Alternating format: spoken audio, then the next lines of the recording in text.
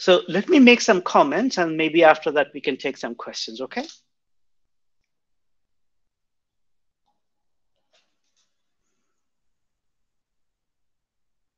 Oh, okay. Let me keep this here.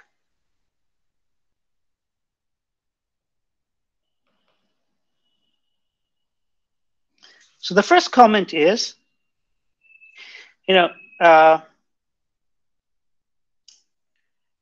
when,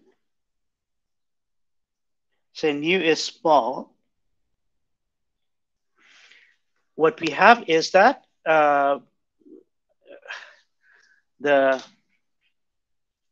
it's like before, right? We get u of nu is going to be, so over here, if I expand this for small nu, we are going to have in the denominator h nu. So here we'll get nu squared, right? So this is the, and this matches the experimental curve. But of course, this was never the problem when nu was small for the Rayleigh-Jeans formula. So when nu is large, then what happens is that it washes out this -1, right?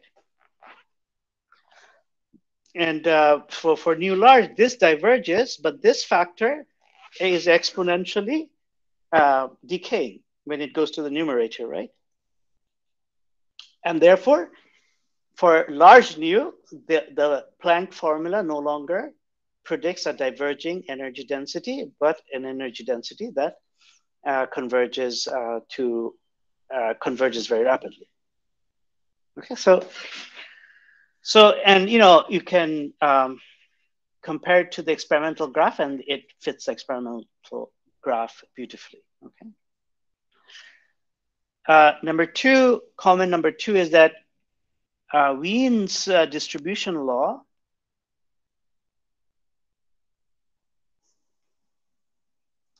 was thermodynamic in origin.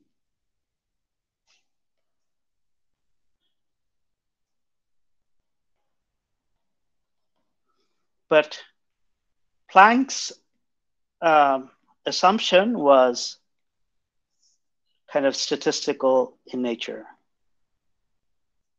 Statistical mechanical in nature. Okay, he was actually postulating a new law of mechanics.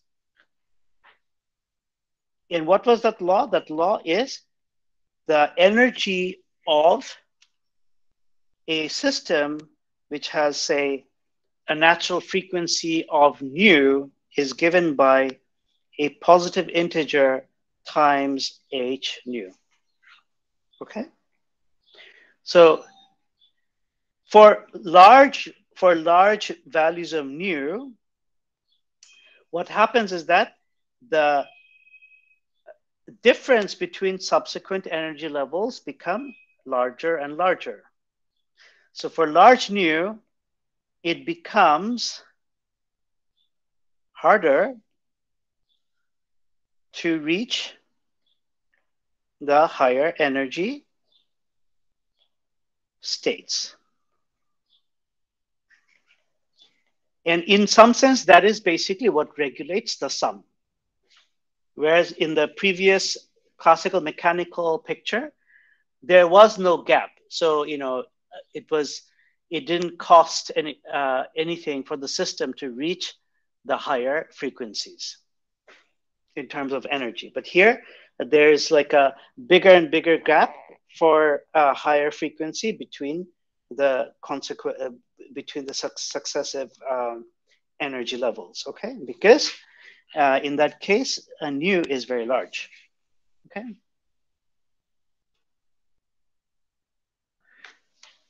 So number 4 is that Planck was well aware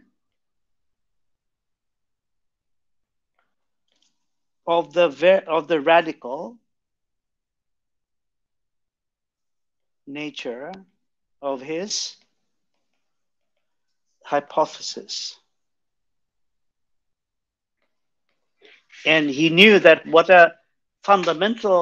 that it was a fundamental shift in our view of nature.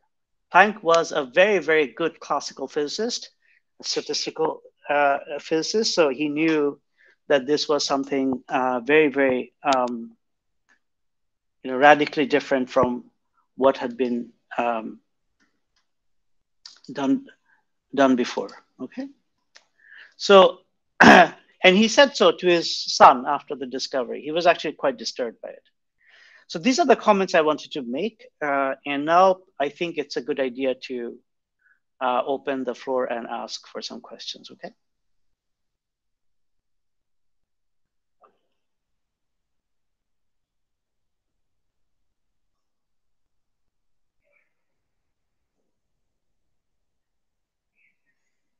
I don't think I have any questions. Yeah. Sir, you wrote E nu is equal to NH nu. So is H nu the function you were talking about before, a function that is dependent on the ratio of nu and t? No, it was the exponential. This function. You see that this function, right? This function depends on nu and t if epsilon is equal to h nu, right?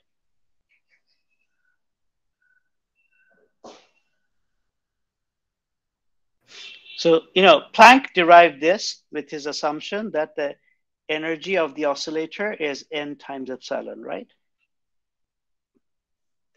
But then Wien had said that in the high frequency, the energy density must have this form.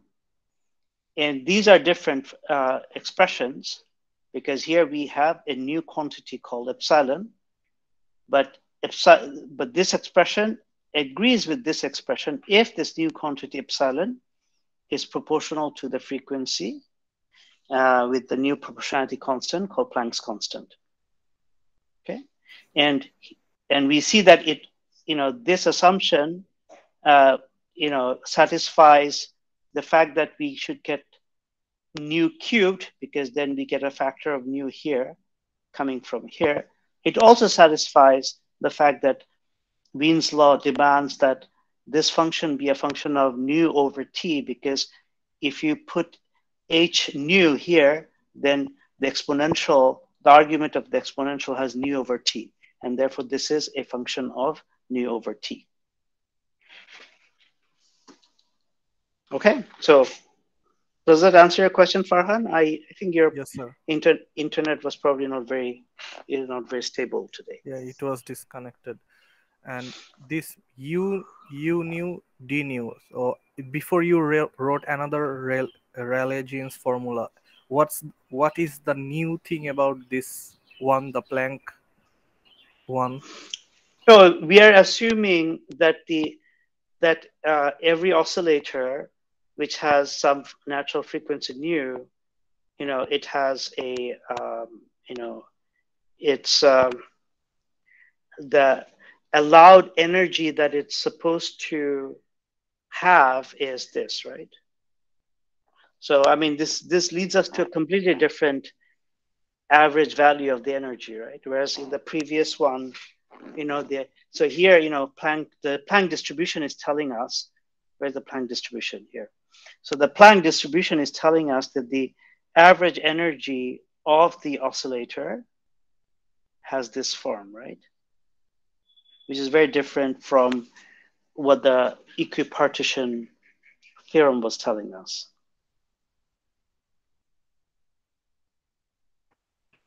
Okay, got it. Okay. And with the fact that epsilon is h bar nu, this means that the average energy depends on nu. Whereas if I go back to the classical equipartition theorem, then we see that the average energy can never depend on nu, because Kb is a constant and T is an independent variable that we fix from outside experimentally. So the fact that this actually secretly depends on nu through this formula gives us a mechanism of regulating the energy as a function, the average energy as a function of nu, whereas before there was no way of doing that. Okay, and on commentary you mentioned the difference of something gets larger and larger. Could you please explain that a bit? Yeah, sure. So, the problem with the Rayleigh-Jeans formula was that it was divergent, and it was the divergence was coming from the higher frequency modes, right? So with the Planck hypothesis, what we see that the higher frequency modes, suppose we have an oscillator whose natural frequency is nu, but nu is very high. Then delta E, the energy between, say, subsequent levels, say 10,233 and 10,232, so this difference is going to be very high for high values of nu. Okay, and therefore the gap between subsequent energy levels for high frequency oscillator modes is very high. And and what Planck said is that maybe when the energy difference of an oscillator is between its successive energy levels is very, very large, maybe it's harder for that oscillator to jump to a higher energy level. It's like, if you have a staircase that has very little, very short, it's analogous to, going up a ramp versus going up a very, staircase with big stairs, right? So basically, Planck, it's kind of a heuristic argument that Planck put forward to say that, why it should, there should be some mechanism to regulate the high frequency contribution from the high frequency modes. Okay. So this solves the ultraviolet catastrophe. Yeah, exactly. Okay. And this formula, we shall see this. We shall see this coming from the harmonic oscillator. In fact, this is not the correct formula, as you shall see, but it's approximately the correct formula. Okay. Okay. It's almost correct. Okay. Anybody else? Any other questions?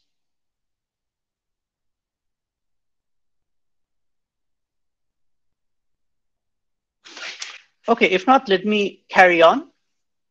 So, so what does this? Where does this leave us? Where does this lead us to? So it leads us to the idea that energy is discrete, that there's a quantization of energy of the oscillator that make up the radiating atoms of the system. And this quantization of energy, the formula is E nu is given by N H nu. Okay, where nu is the, if you like, the kind of the natural, maybe natural frequency is not the correct word. I should say the fundamental frequency. Okay.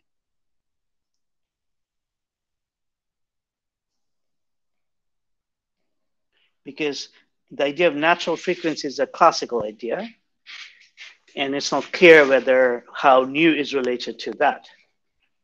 And H is a fundamental constant of nature, a new constant of nature called Planck's constant, and it's tiny, and that's what really leads to the basic energy levels to be very small.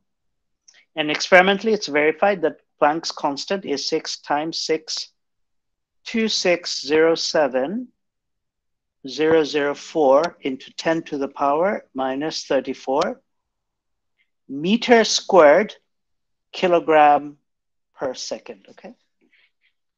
So this is in the MKS unit. So I should use equal sign here.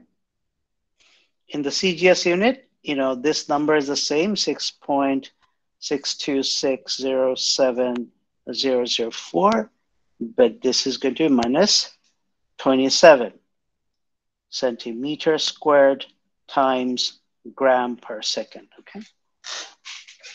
So have anybody seen Stranger Things on Netflix? Yes, sir. Yes, sir. Okay, so did you get the reference to Planck's constant in the last season? Yeah. Okay, that was funny. All right, good. So, right, so these days it's more common to use what is called the reduced Planck constant, okay? Reduced Planck constant. It's also known as the rationalized Planck's constant, as well as Dirac's H. So, and this is, so we express the same AE, now expressed in terms of the angular frequency. It's N H bar omega, where omega is the angular frequency, and H bar is H divided by 2 pi. And it's given by 1.054571 into 571 and 817 into 10 to the power minus 34. And we can also express it as joule in terms of joule second. Okay. So one thing to note is that if you take the dimension of H bar, the dimension of H bar is that of angular momentum. Okay.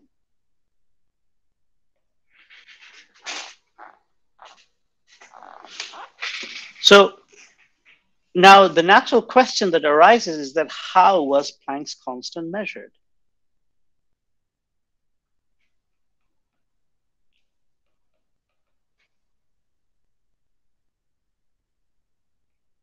Right?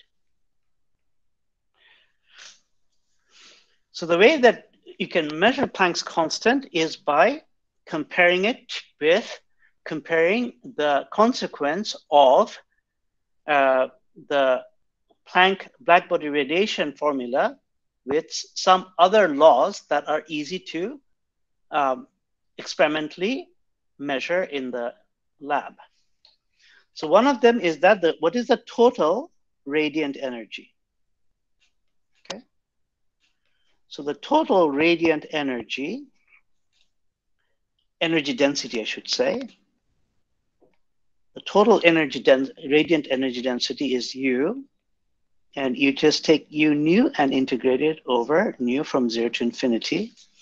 And if you do that, then you can show that it's given 4 sigma. Sigma is a constant divided by c. C is the speed of light. T to the power 4.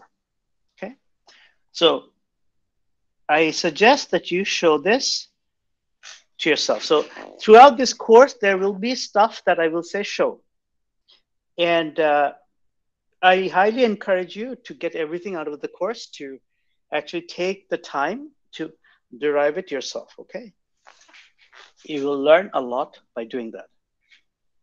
So this law is called Stefans Law or Stefans Law. They're all German. And sigma is called Stefans constant.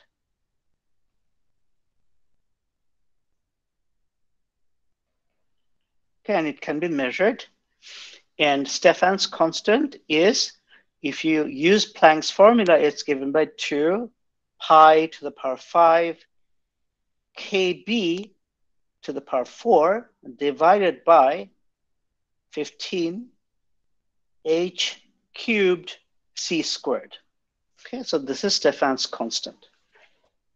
So the other law that follows from Planck distribution is the maximum wavelength, lambda max, and its dependence on temperature. So lambda max times T is given by a constant. And this is called Wien's law. So this is not the Wien distribution, it's Wien's law. So what do I mean by that? So to show this, let me go back to my lecture notes, which I will post, and look at this, okay? See that so suppose this is the typical curve of a blackbody radiation, but here you see there's a maximum where the maximum occurs. So there is a frequency or wavelength associated with that. And that is what they're calling lambda max. Here, lambda max, lambda max, lambda max. The value of lambda max depends on the temperature. And it's kind of a, it goes down as inversely proportional to the temperature. And what Wien's law does is that Wien's law essentially is telling you how that works, okay? It's a hyperbola. And this constant B can be worked out from the Planck formula. It's Hc divided by 4.965. So this is actually a transcendental number, so it goes on, times Kb, okay? Again, I'm going to tell you to show this, okay? So again, B is something we can measure. So because we can measure B, we can measure sigma, and all the other constants here are known, we can figure out from these two guys the value of H, okay? So sigma, so sigma and B, the measurement,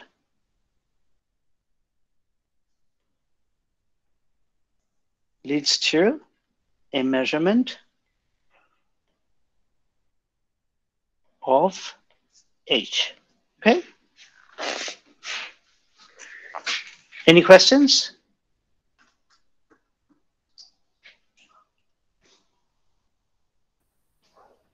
Was H found out this way, or this B and sigma is a way to verify the value of H?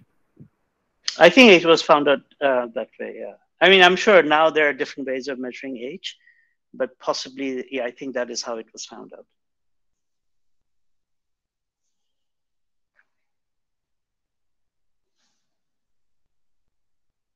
Okay, any more questions?